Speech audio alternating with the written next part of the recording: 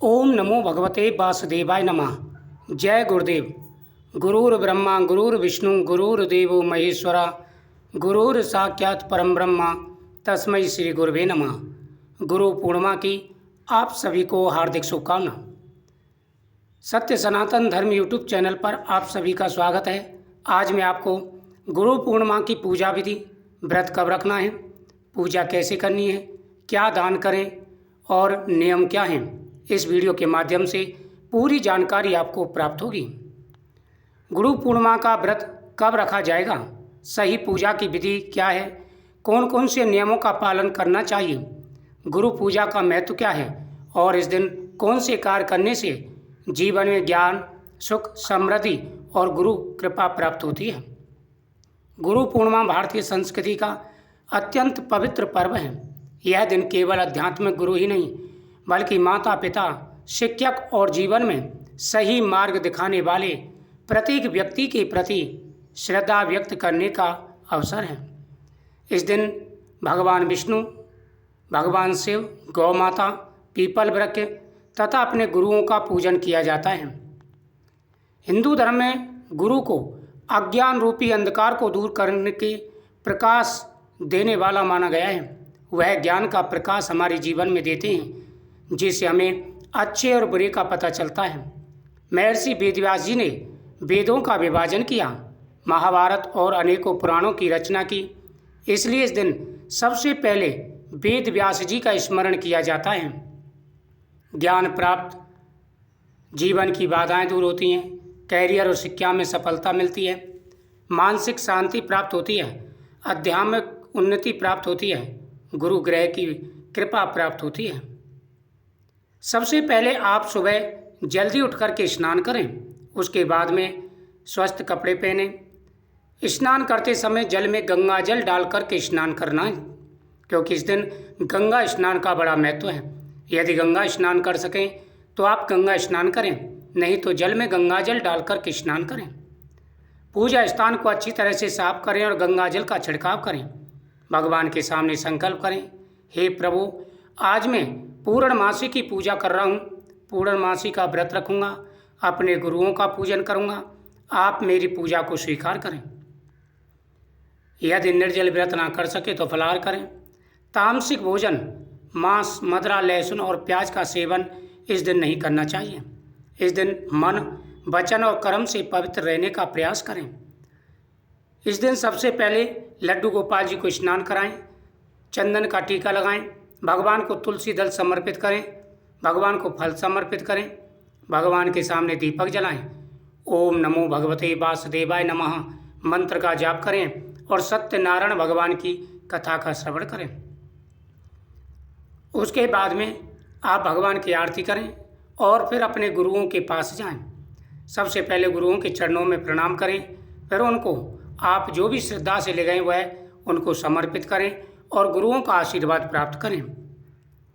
इस दिन पूजा की सामग्री के लिए भगवान विष्णु की प्रतिमा, अपने गुरु का चित्र, पीला वस्त्र, चंदन, अक्षत, रोली, हल्दी, पुष्प, तुलसी दल, धूप, दीपक, घी, कपूर, पंचामृत, फल, मिठाई, नारियल, कलश और गंगाजल, ये सारी सामग्री आपको एकत्र कर लेनी है।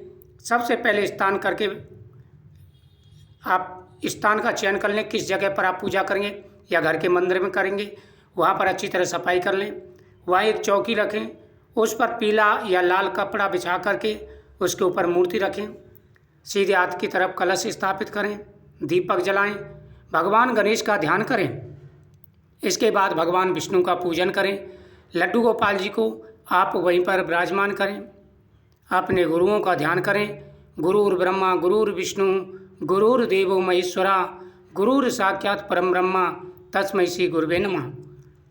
नारायणाय विद्महे वासुदेवाय धीमहि तन्नो विष्णु प्रचोदयात्। इस प्रकार से आह्वान करें। यदि आपके गुरु उपस्थित ना हो तो उनके चरण स्पर्श करें, मानसिक रूप से यानी मन से उनके चरणों में प्रणाम करें। यदि गुरु साक्षात सामने हैं तो उनके चरण स्पर्श करें। इस दिन पीले वस्त्र, चने की दाल, हल्दी, केसर तथा छाता, फल, अन्न और मिठाई आदि का दान करें। अपने गुरुओं का आशीर्वाद इस दिन प्राप्त करना चाहिए। इस दिन किसी का अपमान ना करें, गुरु की निंदा ना करें, क्रोध ना करें। इस दिन झूठ नहीं बोलें, किसी को धोखा ना दे, तामसिक भोजन नहीं करना चाहिए। एक समय अनेक ऋषि मुनि महर्षि वेदव्यास जी के आश्रम में पहुंचे और उनसे ज्ञान प्राप्त करने की इच्छा की। वेदव्यास जी ने सभी को वेद, पुराण और धर्म का उपदेश दिया। उनके ज्ञान से समस्त संसार लाभान्वित हुआ। तब देवताओं और ऋषियों ने आषाढ़ पूर्णिमा के दिन उनका पूजन किया और कहा जाता है तब से यह दिन गुरु पूर्णिमा के नाम से मनाया जाता है। गुरु केवल ज्ञान ही नहीं देते, हमारे जीवन में अनेक प्रकार के उतार चढ़ाव आते हैं, उसकी समझ भी हमें देते हैं। इस दिन की गई पूजा का लाभ बहुत ज़्यादा मिलता है। गुरु पूर्णिमा केवल एक पर्व नहीं बल्कि गुरु के प्रति श्रद्धा, ज्ञान और संस्कार का उत्सव है। इस दिन जब आप भगवान सत्यनारायण की पूजा कर लें तो आप उस दिन हवन भी कर सकते हैं। इस दिन हवन का भी बड़ा महत्व है। गुरु पूर्णमासी की बात करें किस दिन रहने वाली है, तो गुरु पूर्णिमा का पर्व 29 जुलाई बुधवार को रहेगा। इसी दिन महर्षि वेदव्यास जी का जन्मदिन मनाया जाएगा। गुरु पूर्णिमा के दिन आप गुरुओं की पूजा के साथ साथ दान पुण्य भी करें और साथ ही पक्षियों के लिए दाना डालें। इस दिन भगवान शिव का अभिषेक करें। पीपल वृक्ष के नीचे दीपक जला करके परिक्रमा करनी चाहिए। इस दिन बड़ों का सम्मान करें। यदि दरवाजे पर कोई मांगने वाला आए या कोई अतिथि आए तो उसका सम्मान करना चाहिए। अतिथि देवो भव है, इस बात का विशेष रूप से ध्यान रखना चाहिए। इस दिन गुरु पूर्णिमा की कथा तथा सत्यनारायण भगवान की कथा का श्रवण करें और भगवान की अनेकों ऐसी कथाएं हैं जिनका श्रवण करने से जीवन में खुशियाँ आती हैं। गुरु पूर्णमासी के दिन दान पुण्य करना चाहिए। कहते हैं कि दान करने से धन पवित्र होता है, घर में माता लक्ष्मी का वास होता है, खुशियाँ आती हैं, तरक्की मिलती है और हर प्रकार के मनोरथ पूरे हो जाते हैं। गुरु पूर्णमासी के दिन आप अन्न का दान, साथ ही साथ जल का दान, चावल दान, वस्त्र दान, मिठाई दान, छाता दान, जूता दान, जैसे भी सामर्थ्य आप दान करें, साथ ही गुरुओं के लिए समर्पित करें। गौ माता का इस दिन पूजन करें। गौ माता को हरा चारा खिला करके आएँ, फल खिला करके आएँ, आशीर्वाद प्राप्त होगा। पक्षियों के लिए दाना डालें। जितने कार्य किए जाएं उतना ही कम है। इस दिन किए गए इन कार्यों से जीवन में खुशियाँ आती हैं। साथ ही घर में हवन जरूर करें। तो गुरु पूर्णमासी का बड़ा महत्व है। इस दिन की गई पूजा का लाभ बहुत ज़्यादा मिलता है और प्रत्येक मनोकामना पूरी हो जाती है। तो 29 तारीख को ये व्रत रखें और इसी दिन आप पूजन करें। आपकी प्रत्येक मनोकामना पूरी होगी और भगवान विष्णु और माता लक्ष्मी आपके जीवन में खुशियाँ प्रदान करेंगे। ओम नमो भगवते वासुदेवाय नमः।